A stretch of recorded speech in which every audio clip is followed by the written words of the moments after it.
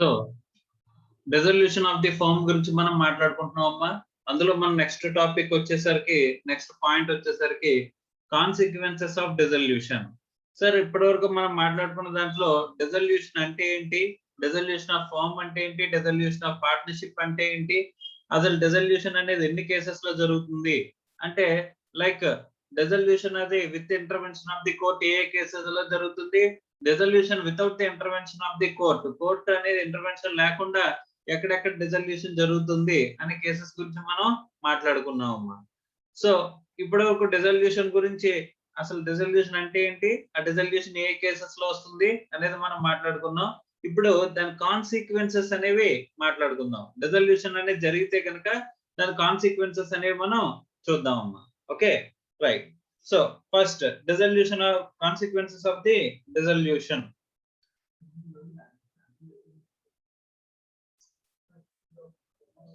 So the liabilities of the partners after dissolution of a firm అంటే firm dissolve అయిపోయిన తర్వాత partners యొక్క liabilities ఎలా ఉంటాయి అనేది ఇప్పుడు మనం డిస్కస్ చేసుకోబోయే టాపిక్ అమ్మా. On the dissolution of a firm the liabilities of its partners after the dissolution may be discussed under the following two heads. ఇక టూ హెడ్స్ లో డిస్కస్ చేస్తున్నాడంటే ఇప్పుడు అంటే డిసల్యూషన్ తర్వాత పార్ట్నర్స్ యొక్క లయబిలిటీస్ ఎలా ఉంటాయి అని చెప్పేసాను. Okay first liabilities for the acts done after dissolution అని చెప్పేసి అంటున్నాడు. అంటే ఇప్పుడు ఫర్మ్ డిజాల్వ్ అయిపోయింది, పర్టికులర్ డేట్ నాడు డిజాల్వ్ అయిపోయింది అంటే సపోజ్ 1 జూలై 2021 ఇక్కడ డిసల్యూషన్ అనేది మనం రాసుకున్నా ఉంటాం.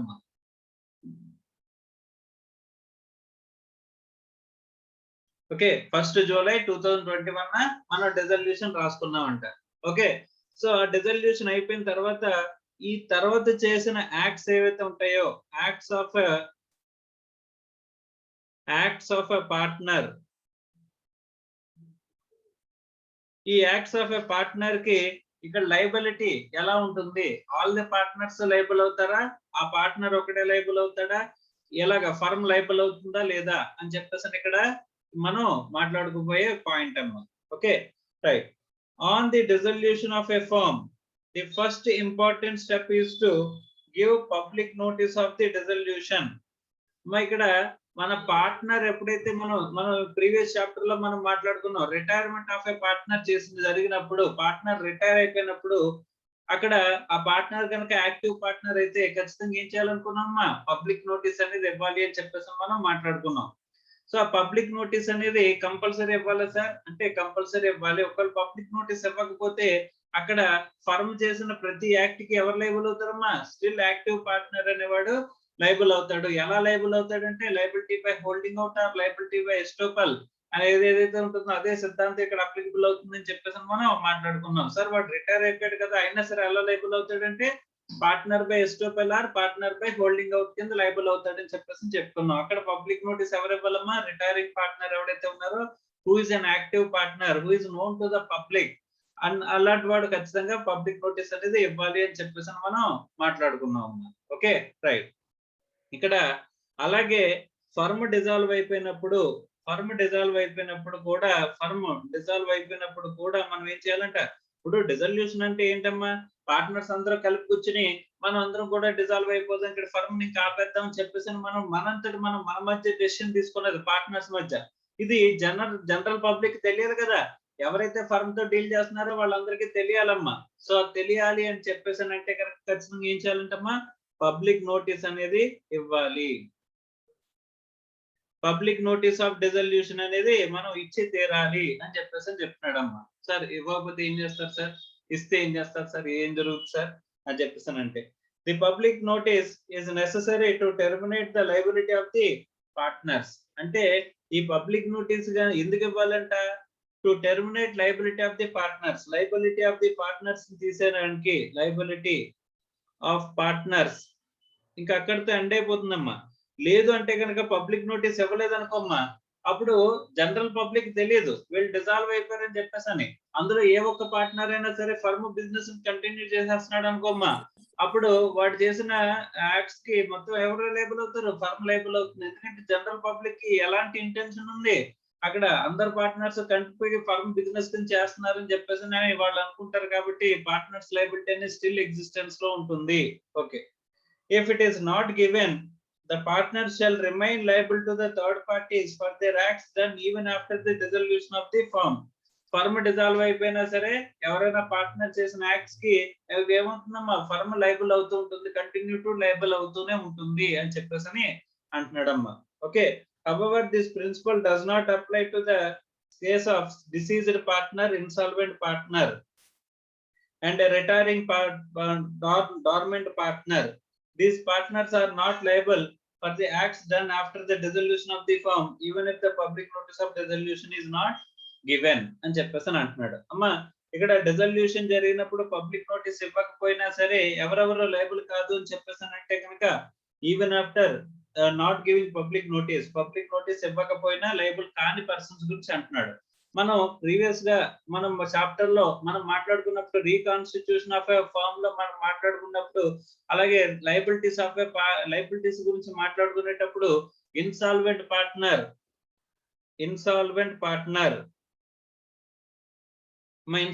పార్ట్నర్ ఎవడైతే ఉన్నాడో ఆ పార్ట్నర్ ఏం చేయగలుగుతున్నారు, పబ్లిక్ నోటీస్ అనేది ఇవ్వాల్సిన అవసరం లేదు అని అన్నారు. ఎందుకంటే insolvency it self A notice అని చెప్పేసి నోటీస్ కింద కన్సిడర్ చేయబడుతుంది అని చెప్పేసి చెప్పారు. అలాగే in case of death of a partner అంటే పార్ట్నర్ చనిపోయినప్పుడు, సో డెత్ జరిగితే కనుక death it self public notice అని చెప్పేసి చెప్పారమ్మా.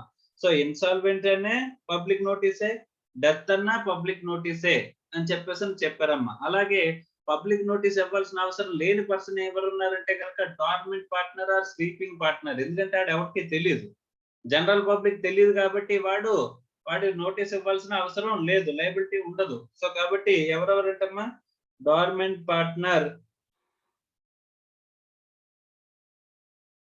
Are sleeping partner.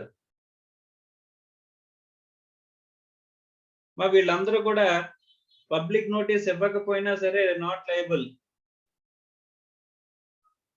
Even though public notice is not given.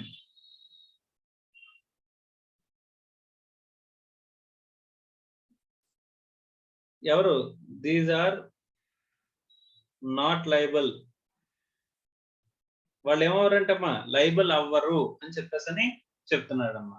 Okay, so insolvent partner, death, లేకపోతే dormant partner or sleeping partner, ఈ 3 cases లోని even though public notice is not given by ఎవరు, public notice ఇవ్వండి ఎవరు, firm dissolve అయిపోయిందని చెప్పేసి public notice firm ఇవ్వకపోయినా సరే వీళ్ళు ఏమవరంట, they are not liable to the third parties liable అవ్వరు. మరి ఎవరు లయబుల్ అవుతారు సార్ అంటే వీళ్ళు కాకుండా మిగతా పార్ట్నర్స్ అందరూ కూడా లయబుల్ అవుతారు అని చెప్పేసి చెప్తున్నాడు అమ్మా. ఓకే, సో ఎందుకంటే వీళ్ళు పబ్లిక్ నోటీస్ ఇవ్వాల్సిన అవసరమే లేదు.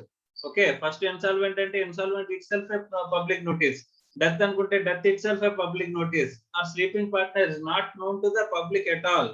సో కాబట్టి వాడు కూడా పబ్లిక్ తెలియదు కాబట్టి వాడు కూడా పబ్లిక్ నోటీస్ ఇవ్వాల్సిన అవసరం లేదంటమ్మా. Okay, so liabilities for the acts done after the dissolution జరిగిపోయిన తర్వాత మనం ఏం చేస్తున్నామంటమ్మా, అంటే ఫర్మ్ డిజాల్వ్ అయిపోయింది, ఆ డిజల్యూషన్ జరిగిపోయిన తర్వాత మనం ఏం చేస్తున్నామంటమ్మా, ఇక్కడ పబ్లిక్ నోటీస్ ఇస్తే ఎలాగా, ఇవ్వకపోతే ఎలాగా. ఇస్తే గనక ఓకే, లయబిలిటీస్ కి అసలు ఎవరు లయబుల్ కాదు.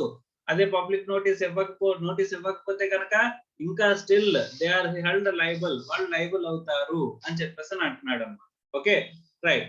తర్వాత సార్ కొంతమంది లయబుల్ అవ్వరు అని అంటున్నారు. ఎవరు సార్ అంటే డిసీజ్డ్ పార్ట్నర్ అంటే చనిపోయిన వాడు, లేకపోతే ఇన్సాల్వెంట్ పార్ట్నర్, లేకపోతే dormant partner or retiring sleeping partner అమ్మా. స్లీపింగ్ పార్ట్నర్స్ అందరూ కాదు, retiring sleeping partner, sorry sleeping partner that to retired sleeping partners. Okay, so retired sleeping partner ఎవరైతే ఉంటారో వాళ్ళు, ఎందుకంటే retired sleeping partner is no need to give public notice ఇవ్వాల్సిన అవసరం లేదు వాళ్ళు. ఓకే, సో వీళ్ళు లయబుల్ అవ్వరు అని చెప్పేసి చెప్తున్నాడు అమ్మా. Okay, right. Next, liability to account for personal profits earned after the dissolution. Sir liability ఎలా ఉంటుంది అంటే మన ఫర్మ్ ప్రాఫిట్స్ ఎర్న్ చేసింది ఆఫ్టర్ డిజల్యూషన్, ఫర్మ్ డిజాల్వ్ అయిపోయింది.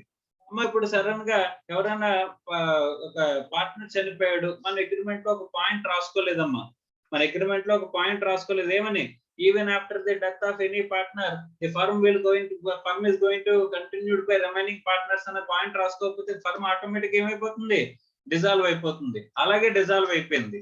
ఓకే, అయినా స్టిల్ బిజినెస్ రన్ అవుతూ ఉంటుంది కదా, అంటే ఒకవేళ రన్ చేస్తే కనుక బిజినెస్ రన్నింగ్ లోనే ఉంటది కదా. సో రన్నింగ్ లో ఉన్నప్పుడు ప్రాఫిట్స్ ఎర్న్ చేస్తే అప్పుడు ఆ అకౌంట్ ఫర్ చేయాల్సినప్పుడు ఒక పార్ట్నర్ ఎవడైనా బిజినెస్ ఇంకా కంటిన్యూ అవుతుందని వాడు కంటిన్యూ చేసాడు అనుకోమ్మా, వాడు పర్సనల్ ప్రాఫిట్స్ ఎర్న్ చేస్తున్నట్టే కదా.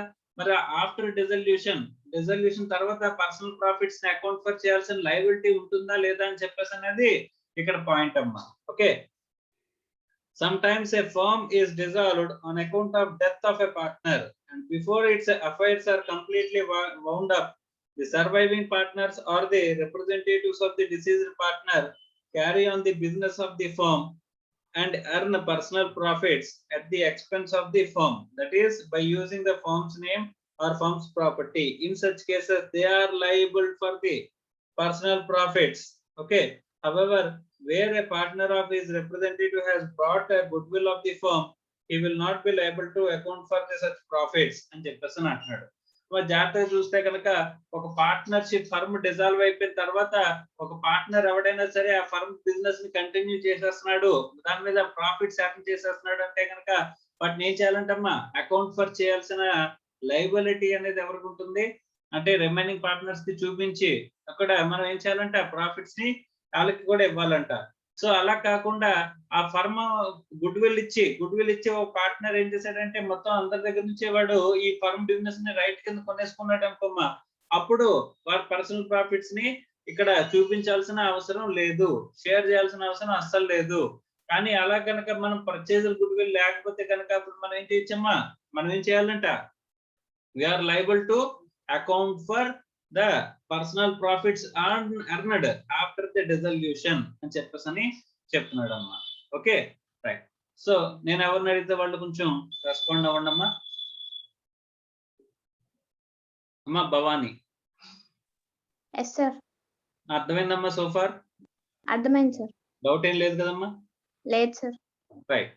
సో ఏ పార్ట్నర్స్ నోటీస్ ఇవ్వాల్సిన అవసరం లేదంటే పబ్లిక్ నోటీస్ ఇవ్వకపోయినా లైబుల్ ఎవరమ్మా? Deceased partner, insolvent partner, sleeping or retiring dormant partner. Retire అయిపోయినా స్లీపింగ్ పార్ట్నర్ ఎవరైతే ఉంటారో, స్లీపింగ్ పార్ట్నర్ ఎందుకు లైబుల్ అవ్వడమ్మా? రిటైర్ అయిపోయిన స్లీపింగ్ పార్ట్నర్ వాడు జనరల్ పబ్లిక్ కి తెలియరు కాబట్టి, అంతే కదమ్మా? Yes sir. రైట్. నెక్స్ట్ ఉన్న పాయింట్ చదవమ్మా. Partners right for utilization of assets. ఎప్పుడు ఇది? ఒక నిమిషం, ఎప్పుడు ఇది? After dissolution. yes sir. మనం ఇప్పుడు అంతా కూడా డిజల్యూషన్ ఆఫ్ ది ఫర్మ్ గురించి మాట్లాడుకుంటున్నాం కాబట్టి నార్మల్ గా పార్ట్నర్ కి రైట్ ఉంటుందా లేదా అసెట్స్ ని యూజ్ చేసుకునే రైట్ అంటే rights and duties of the partners లో మనం మాట్లాడుకున్నాం right to use the firm asset for the business of the firm మనం యూజ్ చేయడానికి ఒక రైట్ ఉందమ్మా పార్ట్నర్ కి, అవునా కదా? yes sir. కానీ ఆఫ్టర్ డిజల్యూషన్ మనకు రైట్ ఉంటుందా లేదా అనేది క్వశ్చన్ అమ్మా. ఓకే చదువు. On the dissolution of the firm, each partner is entitled to the following rights in connection with the winding up of the firm, section 46. He is entitled to have the property of the firm utilized in payment of its debts and liabilities.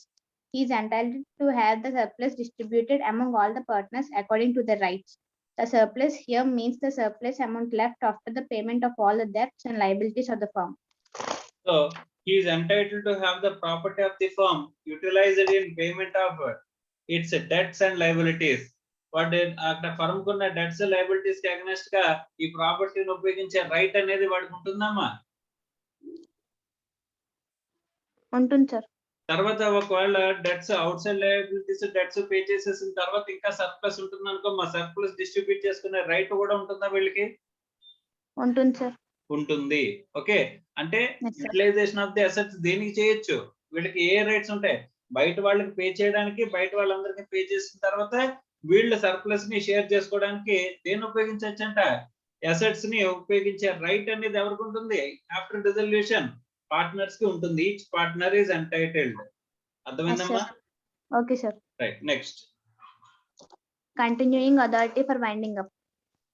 On the dissolution of a firm, the authority of the partners for the purpose of winding up the affairs of the business, it is not terminated. Section 47 provides that on the dissolution of the firm, the authority of each partner to bind up the firm and their mutual rights and obligations continues for the following purpose. Okay, If it is ఇక్కడ necessary, ఏమంటున్నాడు చెప్పమ్మా? On the dissolution of the firm, dissolution అయిపోతున్నప్పుడు authority of a partners for the purpose of winding up of the affairs of a business is not terminated. అంటే దాని అర్థం ఏంటమ్మా?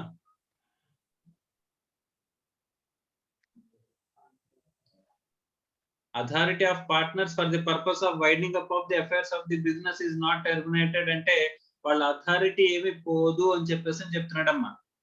okay, sir. Okay, దేనికోసం? Winding up of the affairs of the business చేయడానికి వాళ్ళ authority అనేది పోదు. అంటే ఇంకా క్లోజింగ్ ట్రాన్సాక్షన్స్ ఏమైనా ఉన్నాయనుకోమ్మా, వైండింగ్ అప్ అఫైర్స్ ఏమైనా ఉన్నాయనుకోమ్మా, అంటే క్లోజ్ చేయాల్సిన ట్రాన్సాక్షన్స్ ని ఫర్మ్ డిజల్యూషన్ అయిపోయినంత మాత్రాన వాళ్ళ అథారిటీ పోతుందా? అంటే ఇంకా వాళ్ళు ఆథరైజ్డ్ కాదా? ఫర్మే క్లోజ్ అయిపోయినప్పుడు వీళ్ళకి ఆథరైజేషన్స్ ఉండవు, ఈ winding up of the affairs అనేవి చేయలేరు అని చెప్పేసి అనుకోవచ్చా? అనుకోకూడదు, సార్. అనుకోవడానికి లేదమ్మా. అర్థమైందా? Yes, sir. Right, they still have the rights. Yes, sir. Okay, ఎప్పటి వరకు? నెక్స్ట్ ఏం చెప్పాడు? సెక్షన్ 47 లో ఏం చెప్తున్నాడు? On the dissolution of the firm, authority of each partner to bind the firm and their mutual rights and obligations continue to the following purposes. ఈ కింద చెప్పిన పర్పసెస్ కి ఇంకా కంటిన్యూ అవుతుంది అని చెప్పేసి అని అంటున్నాడు. ఏంటవి అంటే అక్కడ వాడు చేసిన ప్రతి పనికి ఎవరు లైబుల్ అవుతారు? ఇప్పుడు ఫర్మ్ లైబుల్ అయ్యేలా చేసే రైట్స్ ఆబ్లిగేషన్స్ ఉంటాయి కదమ్మా, అవి ఇంకా దేనికోసం ఉంటాయంట? First one, If it is necessary to wind up the affairs of the firm. అంటే వాళ్ళ ట్రాన్సాక్షన్స్ ని అంటే వైండింగ్ అప్ చేయడానికి, వాళ్ళ ట్రాన్సాక్షన్స్ ని వైండింగ్ అప్ చేయడానికి అవసరమైనంత వరకు కూడా వీళ్ళు చేసిన ప్రతి పనికి ఎవరు లైబుల్ అవుతారు? Acts of a partner will become acts of a firm అవుతుందంట. Yes, sir. Next, If it is necessary to complete the transaction started but not completed at the time of dissolution, it may, however, be noted that the firm is in no case is bound by the acts of the partner which has been declared insolvent by the court. Okay, so ఇక్కడ ఏమవుతుందంట? ఏదైతే transaction start అయింది ఇంకా end అవ్వలేదు, dissolution అయిపోతుంది ఇంకా end అవ్వలేదమ్మా. Yes, sir. Okay, start అయింది ఇంకా ఎండ్ అవ్వలేదు అనుకుంటే కనుక ఈ ఎండ్ అయ్యేంత వరకు కూడా వీళ్ళకి లైబిలిటీ ఎలా అవుతుంది? కంటిన్యూయింగ్ లైబిలిటీ ఉంటుందా లేదా? అంటే వీళ్ళు చేసిన ప్రతి పనికి ఫర్మ్ లైబుల్ అవుతుందా లేదా? ఈవెన్ ఆఫ్టర్ డిజల్యూషన్ అవుతుంది, sir. Yes. Okay, so Yes, sir. Is bounded by the acts of a partner అని చెప్పేసి అని అంటున్నాడమ్మా. Yes, sir. ఓకేనా? Right, next. Mode of settlement of accounts. After the dissolution of a firm, the accounts of the firm are settled according to ఇది the terms చాలా of చాలా important. Mode of settlement of accounts. Okay, అంటే ultimate గా చివరాఖరికి dissolution అయిపోయిన తర్వాత settlement అంటే ఏం జరుగుతుంది, వాళ్ళు ఎలా పంచుకుంటారు, వాళ్ళు ఏం చేస్తారు డబ్బుల్ని, అంటే మిగిలిన వాటిని ఏం చేస్తారో, లాసెస్ వస్తే ఏం చేయాలి, ప్రాఫిట్స్ వస్తే ఏం చేయాలి, సర్ప్లస్ వస్తే ఏం చేయాలి అనేది చాలా చాలా ఇంపార్టెంట్. ఓకే, రైట్, చదవమ్మా. After the dissolution of a firm, the accounts of the firm are settled according to the terms of partnership. If there is no specific so agreement, terms of the partnership అనేది ఎక్కడెక్కడ applicable అవుతుంది sir? మన terms of the partnership అనేది ఎప్పుడు చూసుకోవాలి sir? అంటే starting లోనే చూసుకోవాలా, ఫర్ ది కంటిన్యూషన్ చూసుకోవాలా, ఫర్ ది టెర్మినేషన్ చూసుకోవాలా? ఈచ్ అండ్ ఎవ్రీ పాయింట్ మనం అగ్రిమెంట్ లో రాసుకోవచ్చా సార్? ఎస్. అంటే ఇప్పుడు స్టార్టింగ్ నుంచి ఆ టెర్మినేట్ అయ్యేంత వరకు కూడా జరిగే కాన్సిక్వెన్సెస్ గురించి పాయింట్స్ అనేవి మనం ఎక్కడ రాసుకోవచ్చు అంటమ్మా? అగ్రిమెంట్ లో రాసుకోవచ్చు అంట.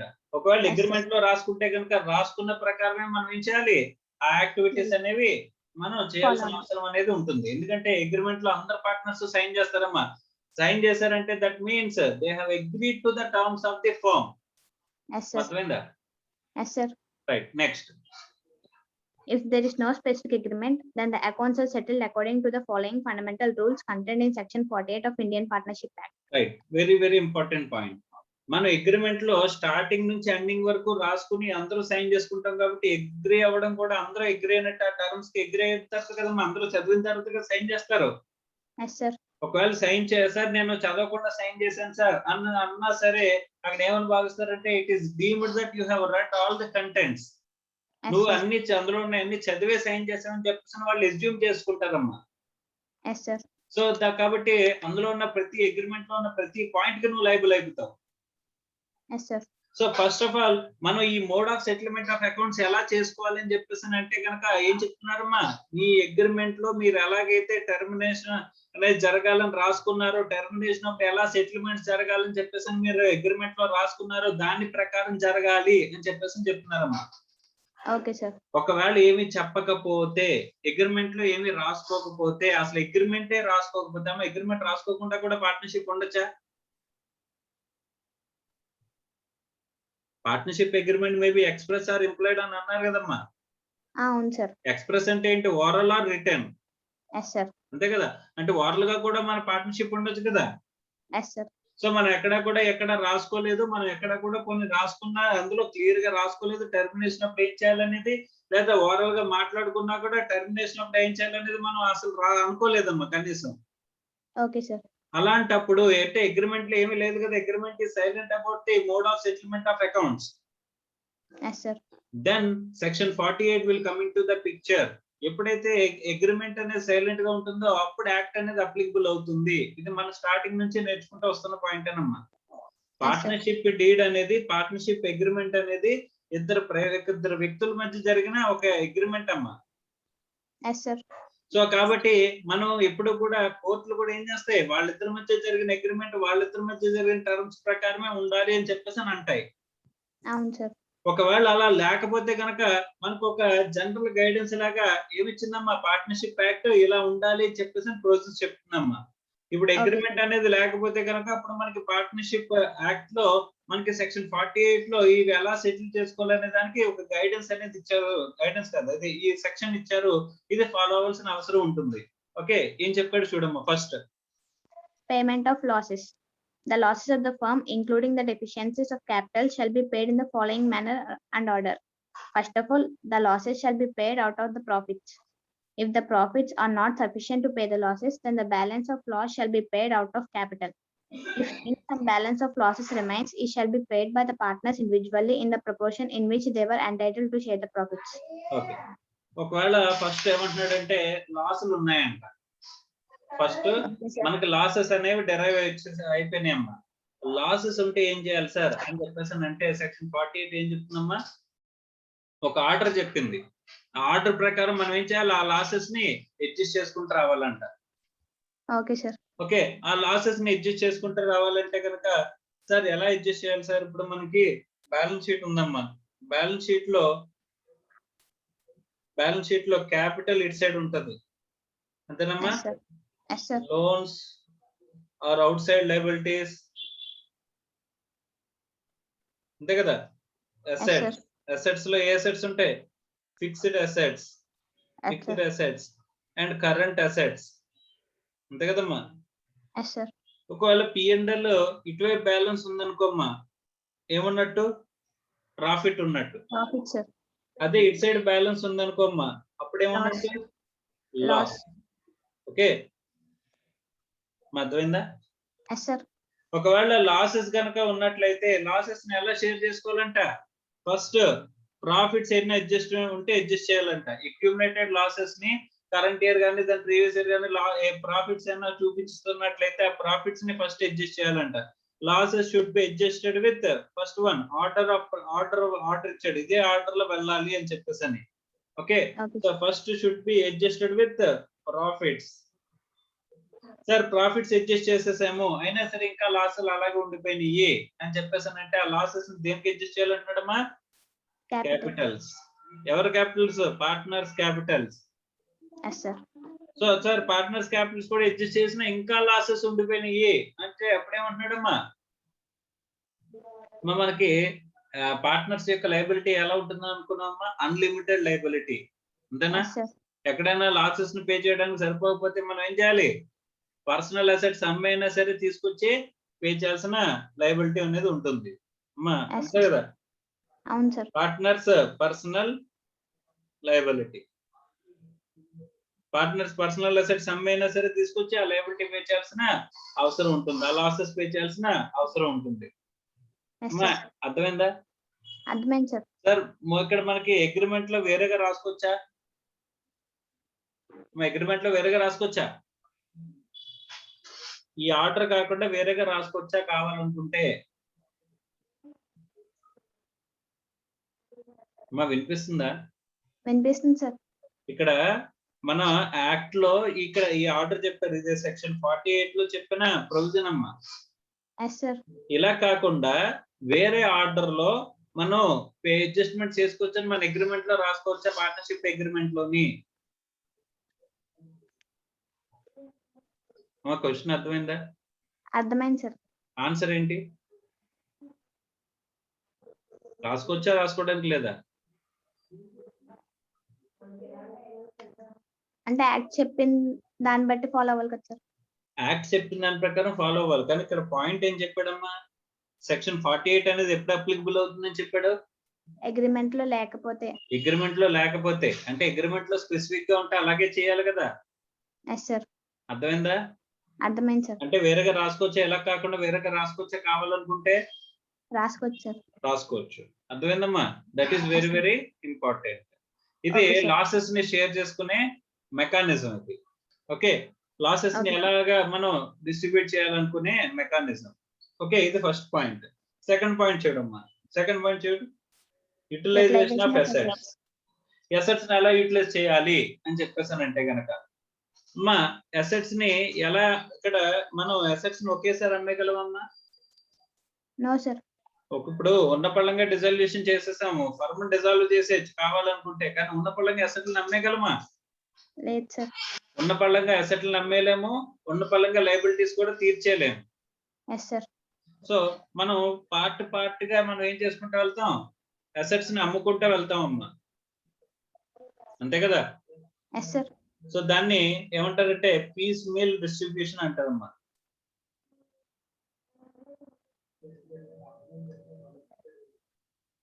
ఏమంటారమ్మా? పీస్ మీల్ డిస్ట్రిబ్యూషన్ అంటారు. అంటే పార్ట్ గా మనం అసెట్స్ ని అమ్ముతాము, పార్ట్ గా మనం లయబిలిటీస్ ని తీర్చుకుంటూ వెళ్తాం, అంతే కదా. ఉన్న లయబిలిటీస్ అన్ని కూడా ఒకేసారి తీర్చేయగలమమ్మా? తీర్చాలంటే ముందు అసెట్లు అమ్మాలి. అసెట్లు అన్ని ఒకేసారి అమ్మగలమా? అమ్మలేము, అంతే కదా. సో ఇప్పుడు కూడా గుర్తుపెట్టుకోవాలి ఏంటంటే ఇక్కడ డిస్ట్రిబ్యూషన్ అనేది అంటే అసెట్స్ ఉన్నాయి అంటే కనుక అసెట్స్ ని ఒకేసారి అమ్మేయలేము, లయబిలిటీస్ ని ఒకేసారి తీర్చేయలేము. అది ఎలా చేస్తాం? అసెట్లు కొద్దిగా అమ్ముతూ మనం ఏం చేస్తాం? లయబిలిటీస్ ని కొద్దిగా పే చేసుకుంటూ వెళ్తాం. Okay, okay sir. రైట్. అలా యూటిలైజ్ అంటే అసెట్స్ ని అమ్మేస్తున్నప్పుడు వచ్చే డబ్బుల్ని మనం ఎలా యూటిలైజ్ చేయాలనేది ఇక్కడ పాయింట్ అమ్మా. ఓకే, సో ఫస్ట్ చదువు. The assets of the firm, including any sums contributed by the partners to make up deficiencies of capital, shall be utilized in the following manner and order. First of all assets. Partners ఏమైనా losses ని ఇది చేయడానికి ఏమైనా డబ్బులు తీసుకొచ్చిన ఆ డబ్బుల్ని మిగిలిన అసెట్లని అన్ని కలిపి, అంటే ఇప్పుడు బ్యాంక్ డబ్బులు తీసుకొస్తే బ్యాంక్ బ్యాలెన్స్ పెరుగుతుంది కదమ్మా. Bank balance or cash balance అంటే అది కూడా అసెటే కదా మనకి. ఆ అసెట్ తర్వాత మిగతా అసెట్స్ అన్ని కూడా మనం తీసుకొచ్చిన తర్వాత అన్ని రిలీజ్ చేసేసి అమౌంట్ లోకి మార్చేసుకుని తీసుకొచ్చిన తర్వాత దాన్ని దేనికి ఉపయోగించాలి, ఏ ఆర్డర్ లో ఉపయోగించాలి అని చెప్పేసానంటే first all assets shall be utilized in paying the debts of the firm to the third parties. First ఎవరికి పే చేయాలంటమ్మా? ఫస్ట్ ప్రయారిటీ ఎవరికి ఇస్తున్నారు? Third parties. First priority third parties అంటే ఫస్ట్ ప్రయారిటీ ఎవరికి ఇస్తున్నారు? థర్డ్ పార్టీస్ కి అంటున్నారు. Third party అంటే ఎవరు? Other than partners. Yes sir. Other than partners ఎవరైతే ఉంటారో వాళ్ళు థర్డ్ పార్టీస్ కింద డీల్ చేయబడతారమ్మా, చెప్పబడతారు. వాళ్ళందరికీ పే చేయాలంట. ఓకే సార్, ఒక చిన్న డౌట్ సార్. ఇప్పుడు బ్యాలెన్స్ షీట్ లో పార్ట్నర్షిప్ ఫర్మ్ బ్యాలెన్స్ షీట్ లో పార్ట్నర్ లోన్ ఉందమ్మా. మా పార్ట్నర్ క్యాపిటల్ వేరు, లోన్ వేరు కదా. క్యాపిటల్ అనే అమౌంట్ వేరు, లోన్ అనే అమౌంట్ వేరు, అంతేనా? ఇంట్రెస్ట్ ఇప్పుడు క్యాపిటల్ మీద ఇంట్రెస్ట్ పే చేస్తామా? చేస్తాం సార్. అగ్రిమెంట్ లో చెప్తే చేస్తాం, అగ్రిమెంట్ లో చెప్పకపోతే చేయం సార్. చెయ్యం. అదే interest on loan, interest on loan ఎంత పే చేస్తాం? 6% అనుకున్నాం కదమ్మా. Yes sir. అగ్రిమెంట్ లో చెప్తే చెప్పినంత పే చేస్తాం, అగ్రిమెంట్ లో చెప్పకపోతే మినిమం 6% పే చేయాలి కదా. Yes sir. తర్వాత ఇప్పుడు ఇంట్రెస్ట్ ఉన్నది అనుకోమ్మా, ఇంట్రెస్ట్ P&L లో P&L అప్రాప్రియేషన్ అని చెప్పేసి 2 అకౌంట్స్ ఉంటాయి తెలుసమ్మా పార్ట్నర్షిప్ అకౌంట్స్ చేసేటప్పుడు. Yes sir. సో ఇక్కడ ఈ ఇంట్రెస్ట్ ఆన్ క్యాపిటల్ అనేది ఏ ఐటమ్ కింద వస్తుందమ్మా?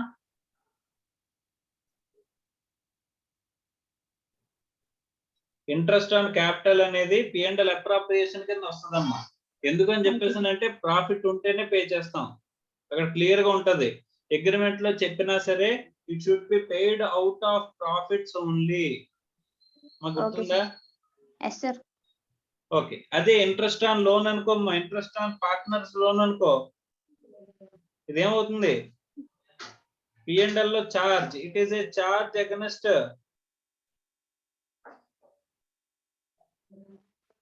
Profits, it is a charge against profits అని చెప్పేసి చెప్తున్నాడమ్మా. అర్థమైందా? Yes sir. సో అంటే ప్రాఫిట్స్ కి అగైన్స్ట్ గా ప్రాఫిట్స్ ఉన్నా లేకపోయినా సరే పే చేయాల్సిన amount interest on partners loan account. Yes sir. ఇప్పుడు ఒక విషయం చెప్పు, పార్ట్నర్ లోన్ అకౌంట్ అన్న థర్డ్ పార్టీ అన్న ఒకటేనా? థర్డ్ పార్టీస్ అంటే ఈ partner loan account third parties లోకి వస్తుందా రాదా? వస్తుంది సార్. వస్తుందమ్మా. Yes sir. సో ఎంత పే చేసినా సరే వాడు పార్ట్నర్ లోన్ ఇచ్చినా సరే వాడు పార్ట్నర్ అవుతాడు కాబట్టి he is not a third party first of all. Okay. Okay sir. Okay. So వీళ్ళు కాకుండా అంటే పార్ట్నర్ క్యాపిటల్ కాదు, పార్ట్నర్ లోన్ కాదు, వీళ్ళు కాకుండా బయట వాళ్ళందరినీ కూడా మనం ఏమంటామమ్మా? థర్డ్ పార్టీస్ అని చెప్పేసి పిలుస్తాం. ఈవెన్ దో ఇక్కడ లోన్ మీద మనం చార్జ్ అగైన్స్ట్ ప్రాఫిట్ కింద మనం తీసుకుంటున్నా, he will not be considered as third party. Okay sir. Okay. So first ఎవరికి పే చేయాలంట? థర్డ్ పార్టీస్ కి పే చేయాలంట, other than partners capital and partners loan account. Yes sir. అర్థమైందమ్మా? సో మిగిలిన outside liabilities వాళ్ళందరినీ కూడా మనం third parties అని చెప్పేసి చెప్తాం. Yes sir. Right. So first assets అమ్మిన తర్వాత వచ్చిన డబ్బులతో ఫస్ట్ ఎవరికి పే చేయాలి? Third parties. థర్డ్ పార్టీస్ కి పే చేయాలి. First should be utilized or applied to the third parties. Okay. So third parties కి పే చేసేసిన తర్వాత ఇంకా డబ్బులు మిగిలినాయి మనకి. అమ్మా అసెట్స్ అమ్మేస్తే ఎగ్జాంపుల్ కి అసెట్స్ నా దగ్గర ఎంత ఉన్నాయని చెప్పేసానంటే ఒక ఎగ్జాంపుల్ తీసుకుందాం, ఏ అనే ఒక ఎగ్జాంపుల్ తీసుకుందాం. ఏ బిట్ నా దగ్గర 11 లక్షలు వచ్చినాయమ్మా అసెట్స్ అమ్మితే.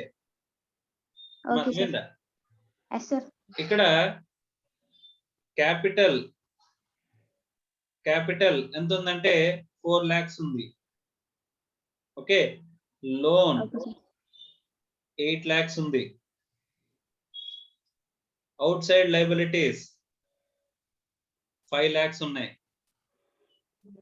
అర్థమైందా? So out side liabilities pay చేయడానికి నాకు ఎంత ఉన్నాయమ్మా? 5 lakhs ఉన్నాయి. 5 lakhs అవుట్ సైడ్ లయబిలిటీస్ ఉన్నాయి. నా దగ్గర అమౌంట్ ఎంత అవైలబుల్ గా ఉంది? 11 lakhs ఉంది. Okay. So first 5 lakhs pay చేసేదానికి సరిపోతుందా సరిపోదా? సరిపోతుంది సార్. సరిపోతుంది. ఓకే. సపోజ్ ఇక్కడ అవుట్ సైడ్ లయబిలిటీస్ 15 లక్షలు ఉన్నాయి అనుకో మా ఎగ్జాంపుల్ లో, అప్పుడు సరిపోదు సార్. సరిపోదు కదా, అప్పుడు ఏం చేయాలి?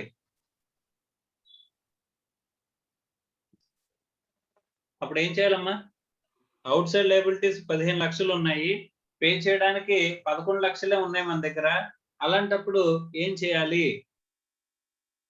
ఇంకా పే చేయడం మానేద్దాం అవుట్ సైడ్ లయబిలిటీస్ కి, థర్డ్ పార్టీస్ కి పే చేయడం మానేద్దామా? No sir. ఏం చేయాలి? పార్ట్నర్స్ వాళ్ళు పర్సనల్ గా అమౌంట్స్ తీసుకొచ్చి ప్లస్ క్యాపిటల్ అనేది పర్సనల్ గా అవుట్ సైడ్ తీసుకురావాలి కదా. అమ్మా ఇది లాసే కదమ్మా. ఆ లాసెస్ ని ఎవరు బేర్ చేయాలి? మరి పార్ట్నర్సే కదా. వాళ్ళ పర్సనల్ అసెట్స్ కూడా తీసుకురావాలా? అమ్మేసి తీసుకురావాల్సిన అవసరం ఉందా? ఉంది సార్. ఉంది కదా. అన్లిమిటెడ్ లయబిలిటీ అని చెప్పేసి అంటే అదే కదా. సో అలాగా ఇక్కడ పార్ట్నర్స్ ఏం చేయాలి? ఇక్కడ 11 lakhs ని ఇక్కడ సారీ ఇక్కడ 4 lakhs ఇంకా బ్యాలెన్స్ ఏదైతే ఉందో సరిపోలేదో అది తీసుకొచ్చి ఈ 11 lakhs ప్లస్ 4 lakhs వాళ్ళ పార్ట్నర్స్ తీసుకొచ్చింది రెండింటిని కలిపి అవుట్ సైడ్ లయబిలిటీస్ పే చేయాలంటారు. Okay sir. ఓకేనా? రైట్. సపోజ్ ఇక్కడ 5 lakhs ఉంది అనుకో, అవుట్ సైడ్ లయబిలిటీస్ 5 lakhs ఉంది, మన దగ్గర అవైలబుల్ అమౌంట్ ఎంత ఉంది? 11 lakhs ఉందండి. అర్థమైందా? అంటే ఇంకా ఇది పే చేసేగా మన దగ్గర ఎంత ఉంటుంది? ఇంకా 6 lakhs. Still we have a surplus. Surplus ఉంది కదా? Yes sir. ఈ సర్ప్లస్ ఉంటే ఈ డబ్బులు ఏం చేయాలి? అవుట్ సైడ్ లయబిలిటీస్ పే చేస్తాం, థర్డ్ పార్టీస్ కి పే చేస్తాం. Okay sir. Third parties pay చేసిన తర్వాత నెక్స్ట్ ఏం పే చేయాలి? మా పార్ట్నర్ లోన్ అకౌంట్ పే చేయాలా, క్యాపిటల్ పే చేయాలా? మా క్యాపిటల్ వేరు, పార్ట్నర్ లోన్ వేరమ్మా. అర్థమైందా? Yes sir. సో లోన్ అనేది ఇంచుమించు వీళ్ళు దేంతో ఈక్వల్ అంటే థర్డ్ పార్టీస్ తో ఈక్వల్ లోన్ అమౌంట్ అంటే. ఎందుకంటే అందుకనే ఇంట్రెస్ట్ కూడా మనం చార్జ్ చేసుకొని ఇచ్చాం P&L లో. Yes sir. అందుకని వీళ్ళని ఏం ట్రీట్ చేస్తాం? అవుట్ సైడర్స్ కింద ట్రీట్ చేస్తాం, but not like immediate third parties కింద ట్రీట్ చేయము. థర్డ్ పార్టీస్ తర్వాత ఫస్ట్ పే చేయాల్సింది ఎవరికి? నెక్స్ట్ పే చేయాల్సింది. ఇక్కడ చదువు అమ్మా, సెకండ్ పాయింట్ చదువు. If there is any surplus, the same shall be utilized in paying each partner the amount of loan advanced to the firm other than the capital. This is done in proportion to the advances made by the partners. Okay, అంటే ఇక్కడ partners ఇచ్చి partner next ఏం pay చేయాలంటమ్మా? Third parties కి pay చేయడం సరిపోయి pay చేసిన తర్వాత ఇంకా బ్యాలెన్స్ ఉంటే కనుక ఇక్కడ పే చేస్తాం, థర్డ్ పార్టీస్ కి పే చేస్తాం, 5 లక్షలు పే చేస్తాం. పే చేసేకి ఇంకా బ్యాలెన్స్ ఎంత ఉంది? 6 lakhs ఉంది. ఈ 6 lakhs దేనికి అడ్జస్ట్ చేయాలంట? మన దేనికి ఈ అమౌంట్ దేనికి అడ్జస్ట్ చేయాలి? పార్ట్నర్స్ లోన్ అకౌంట్ కి మనం అడ్జస్ట్ చేసుకోవాలి. సార్ పార్ట్నర్స్ లోన్ అకౌంట్ లో ఏ అనే పార్ట్నర్, బి అనే పార్ట్నర్ ఇద్దరు లోన్ ఇచ్చారంట, క్యాపిటల్ కాకుండా లోన్ ఇచ్చారు వీళ్ళు. Okay sir. మన లోన్ క్యాపిటల్ అని ఎలా బైఫర్కేట్ చేస్తాం? వాళ్ళు పెట్టినప్పుడే అమౌంట్ ఇచ్చేటప్పుడే వాళ్ళు రాసుకునే అగ్రిమెంట్ ప్రకారం మనం చూస్తాం వీడు పార్ట్నర్ లోన్ ఇచ్చాడా లేకపోతే క్యాపిటల్ ఇంట్రడ్యూస్ చేసాడా అని చెప్పేసాను. సో ఇది లోన్ అమౌంట్ అని చెప్పేసాను కనుక ఇచ్చాడు అనుకోమ్మా. అలా లోన్ అమౌంట్ లో ఎంతమంది ఇచ్చారంట? 2 పార్ట్నర్స్ ఇచ్చారంట. 2 పార్ట్నర్స్ ఎంత ఇచ్చారు? ఏ అనే పార్ట్నర్ 4 lakhs, బి అనే పార్ట్నర్ 5 lakhs. వీళ్ళు ఇచ్చిన ఏంటివి? లోన్ అకౌంట్స్ అమ్మా. క్యాపిటల్ కాకుండా అడిషనల్ గా ఇచ్చిన అమౌంట్స్ ఎంత ఇచ్చారు? 9 lakhs ఉన్నది. కానీ మన దగ్గర పే చేయడానికి అమౌంట్ ఎంత బ్యాలెన్స్ ఉందమ్మా? అవుట్ సైడ్ లయబిలిటీస్ పే చేసేసాక ఇంకా ఎంత బ్యాలెన్స్ ఉంది? 6 lakhs ఉంది. ఈక్వల్ ఇది ఇక్కడ 9 లక్షలు ఉందనుకో, ఏం చేస్తాం? ఇద్దరికి కూడా 4 lakhs 5 lakhs ఇచ్చేస్తాం. కానీ ఈజ్ ఇట్ సఫిషియెంట్ గా ఉందా లేదా అమౌంట్? లేదు సార్. పార్ట్నర్ లోన్ అకౌంట్ అనేది మనం పే చేయడానికి సఫిషియెంట్ గా లేకపోతే ఏం చేయాలి అని చెప్పేసి అడుగుతున్నాడమ్మా. ఇక్కడ థర్డ్ పార్టీస్ కి పే చేయడానికి సఫిషియెంట్ అమౌంట్ లేదనుకో ఏం చేయమన్నారమ్మా? పార్ట్నర్స్ ని పర్సనల్ గా తీసుకురమ్మని చెప్పారు. అదే పార్ట్నర్ లోన్ అకౌంట్ కనుక పే చేయడానికి అమౌంట్ సఫిషియెంట్ గా లేకపోతే ఏం చేయాలంటున్నారమ్మా? In proportion to the loans.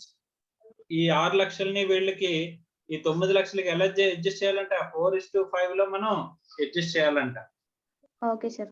ఇలా లోన్ ప్రపోర్షన్స్ లో మనం అడ్జస్ట్ చేయమని చెప్పేసి అని అంటున్నాడు. ఎలా utilise చేయమంటున్నాడమ్మా? This is done in proportion to the advances made by the partners. వాళ్ళు పే చేసిన అడ్వాన్సెస్ ప్రపోర్షన్ లో మనం పంచాలి అని చెప్పేసి అని అంటున్నాడమ్మా. అర్థమైందా? రైట్. నెక్స్ట్ వాళ్ళ పార్ట్నర్స్ లోన్ అకౌంట్ కూడా పే చేస్తాం. సపోజ్ ఎగ్జాంపుల్ కి ఇక్కడ పార్ట్నర్ లోన్ అకౌంట్స్ కూడా మనం పే చేస్తాం అనుకోమ్మా. ఇక్కడ మన దగ్గర ఉన్నది ఒక 16 లక్షలు ఉంది అనుకుందాం. ఓకే, అందులో 9 లక్షలు పే చేస్తామంట. అంటే ఇంకెంత ఉంటుందమ్మా? 7 lakhs. సఫిషియెంట్ గా ఉన్నంత వరకు ప్రాబ్లమే లేదు, అంతే కదా? సఫిషియెంట్ గా లేకపోతేనే ఏ ప్రపోర్షన్ లో చేయాలి? అవుట్ సైడ్ లయబిలిటీస్ కి పే చేసే, థర్డ్ పార్టీస్ కి పే చేసే అమౌంట్ ప్రపోర్షనేట్ గా మన దగ్గర లేదనుకోమ్మా, అప్పుడు ఏం చేయాలి? పార్ట్నర్స్ క్యాపిటల్ ఇంట్రడ్యూస్ చేయాలి, క్యాపిటల్ తీసుకురావాలి. Yes, sir. అదే పార్ట్నర్స్ లోన్ కి సంబంధించింది అయితే ఇన్సఫిషియెంట్ గా ఉంటే ఏం చేయమంటున్నారమ్మా? Loan proportion. లోన్ ప్రపోర్షన్ తీసుకోమంటున్నాడు. ఇక్కడ ఏదైతే సరిపోతే లోన్ ప్రపోర్షన్. అర్థమైందా? Yes, sir. రైట్. తర్వాత ఇంకా స్టిల్ సర్ప్లస్ ఉందనుకోమ్మా, పార్ట్నర్స్ లోన్ పే చేసిన తర్వాత కూడా స్టిల్ సర్ప్లస్ ఉందనుకో, అప్పుడు ఏం చేయాలి? నెక్స్ట్ మనం తీసుకునేది ఏంటమ్మా? Partner Capital. Loan accounts pay చేసేసిన తర్వాత ఇంకా మనం పే చేసుకుని తీసుకోవాల్సింది ఏంటి? Capital. Capital Capital. కదా, నెక్స్ట్ క్యాపిటల్ కదా. Yes, sir. నెక్స్ట్ చదవమ్మా. If there is still any surplus, The same shall be surplus ఉండి ఉన్నట్లయితే అప్పుడు ఏం చేయమంటున్నాడు? utilized in paying each partner towards the amount of his capital. This is done in proportion to the amount of capital contributed by the partners. అమ్మా ఇక్కడ agreement లో మనకు separate గా ఏమైనా ఉంటే దాని ప్రకారం చేయాలి. అగ్రిమెంట్ లో లేకపోతే ఇక్కడ ప్రపోర్షన్స్ అన్ని ఇక్కడ సెక్షన్ 48 చెప్పినట్టు చేసుకుంటూ రావాలమ్మా. Yes, sir. ఇప్పుడు మన క్యాపిటల్స్ ఉన్నాయి. ఇప్పుడు ఏ బి అనే పార్ట్నర్స్ క్యాపిటల్స్ ఉన్నాయంట. ఎలా ఉన్నాయి?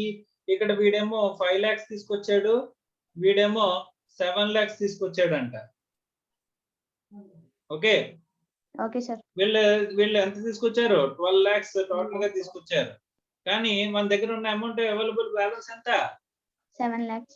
ఓకే. వీళ్ళిద్దరు షేరింగ్ రేషియో ఎలాగంట? 50-50-50 అంట.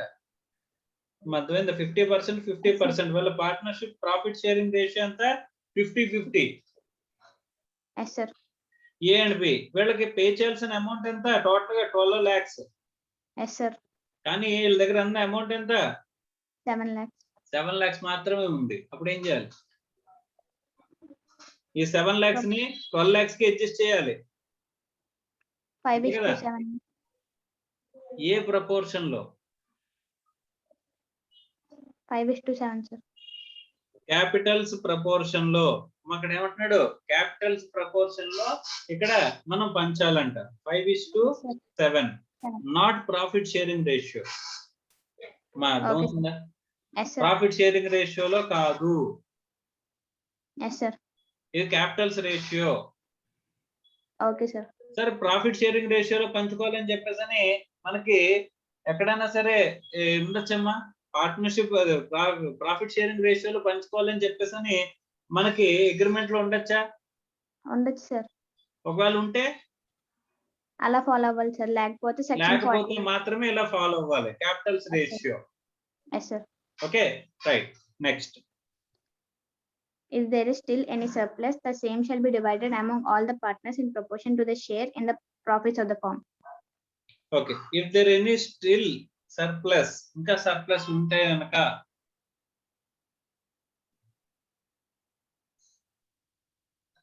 అమ్మా ఎవరో వీడియో ఆన్ చేశారమ్మా?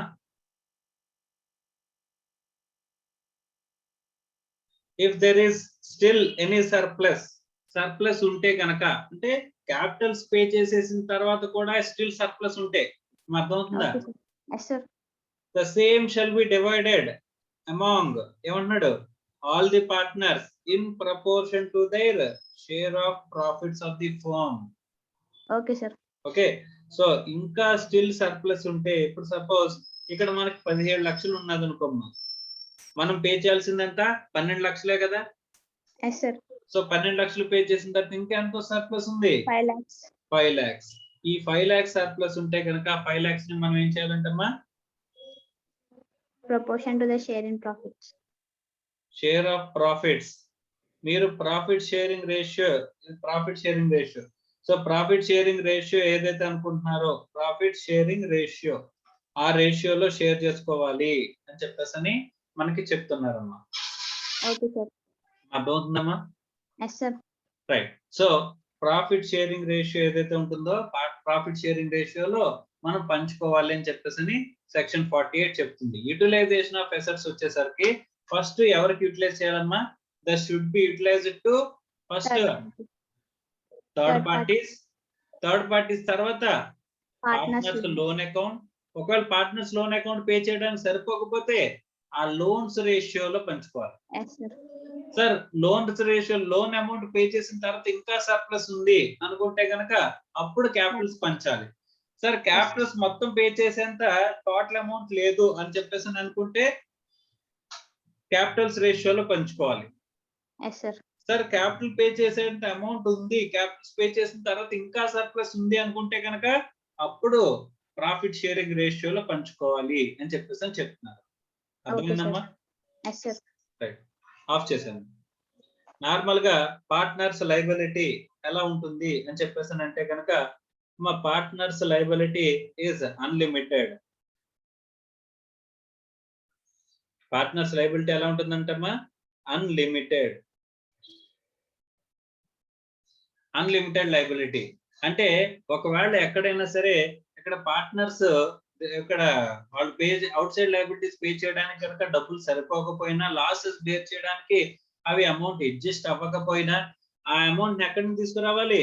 వాళ్ళ పార్ట్నర్స్ యొక్క పర్సనల్ అసెట్స్, వాళ్ళ పార్ట్నర్స్ యొక్క పర్సనల్ అసెట్స్ అమ్మి, పర్సనల్ అసెట్స్ సేల్ చేసి మరి అక్కడ మనం ఏం చేయాలి? అమౌంట్ తీసుకురావాల్సిన అవసరం అనేది ఉంటుంది. ఓకే, సో పర్సనల్లీ లయబుల్ అంటే అదే. సో పర్సనల్లీ లయబుల్. ఓకే అమ్మా, మైనర్ పార్ట్నర్ ఎవరైతే ఉంటారో మైనర్ పార్ట్నర్ కనుక ఉన్నట్లయితే మైనర్ పార్ట్నర్ కి అన్లిమిటెడ్ లయబిలిటీ ఉండదమ్మా. Minor partner will be given only limited liability. ఏ లయబిలిటీ అంట? Limited liability.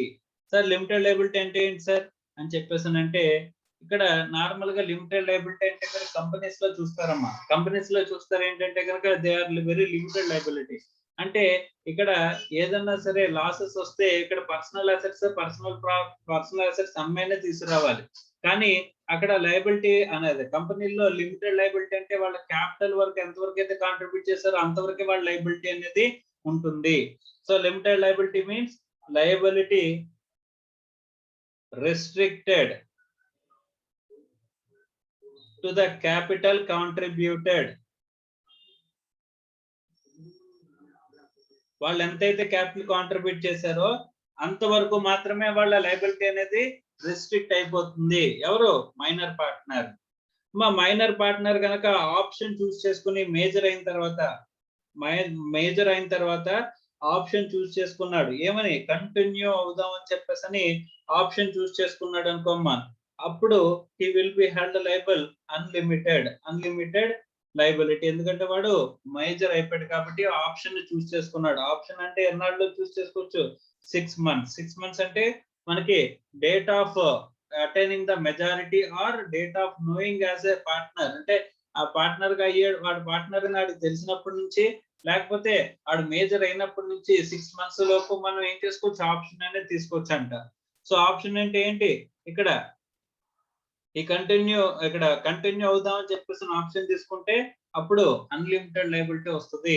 అండ్ వాడు మైనర్ గా ఉన్నప్పటి నుంచి ఉన్న ప్రతి లయబిలిటీ కూడా వీళ్ళు లయబుల్ అయిపోతాడమ్మా. Okay, from the date he joined as minor, from the date he joined as a minor, వాడు మైనర్ గా జాయిన్ అయినప్పటి నుంచి కూడా లయబిలిటీ ఎలా మారిపోతుందంట? అన్లిమిటెడ్ లయబిలిటీ కింద మారిపోతుంది. కానీ అప్పటి వరకు వాడు మైనర్ గా ఉన్నంత వరకు కూడా వాడు లయబిలిటీ ఏమవుద్ది? Liability is restricted to the extent of the capital contributed అని చెప్పేసి చెప్తున్నారమ్మా. మైనర్ పార్ట్నర్ కున్న ఇది aspect. Okay, so partners liability అనేది అన్లిమిటెడ్. ఓకే, వాళ్ళ పర్సనల్ అసెట్స్ కూడా అమ్మి తీసుకురావాల్సిన ఆస్పెక్ట్ ఉంటది. కానీ మైనర్ పార్ట్నర్ మాత్రం limited liability to that extent of capital contributed అని చెప్పేసి మనకి చెప్తున్నాడు. ఓకే రైట్ సార్, డిజల్యూషన్ టైంలో కూడా మైనర్ పార్ట్నర్స్ లయబిలిటీ అంటే ఇంతే ఉంటుందా? ఒకవేళ మైనర్ డిజల్యూషన్ జరిగిపోతుంది, మైనర్ పార్ట్నర్ ఉన్నాడు, వాడి లయబిలిటీ ఎంత ఉంటుంది? It is very restricted to the capital contributed even at the time of dissolution. మరి ఎవరు బేర్ చేయాలి sir? Remaining partners has to bear the amount of loss. వాళ్ళు రిమైనింగ్ పార్ట్నర్స్ షేర్ చేసుకోవాలి, కానీ మైనర్ పార్ట్నర్ మాత్రం limited liability to the extent of capital contributed, వాడు ఎంతైతే capital contribute చేశాడో అంతవరకు మాత్రమే. మైనర్ కి ఎట్టి పరిస్థితుల్లోని ఏం రాదు, మా పర్సనల్ లయబిలిటీ అనేది రాదు. ఇక్కడ మనం చెప్పుకున్న పర్సనల్ లయబిలిటీ ఏదైతే అనుకుంటున్నామో పార్ట్నర్స్ కి, ఆ పర్సనల్ లయబిలిటీ అనేది మైనర్ కి ఎప్పటికీ రాదు. Okay, this has to be kept in mind. So ఇది mode of settlement of accounts according to section 48 of the Indian Partnership Act. This will apply when the agreement is silent about the settlement of the accounts. Settlement of the accounts చేసుకోవడానికి ఇక్కడ మన agreement అనేది silent గా ఉన్నట్లయితే అప్పుడు act applicable అవుతుందని చెప్పేసి మనం మాట్లాడుకుంటున్నాం. So this is the end of dissolution of the firm and this is also the end of the partnership act. Okay, so Indian partnership act 1932 అనేది ఇక్కడతో ఎండ్ అయింది. Okay, so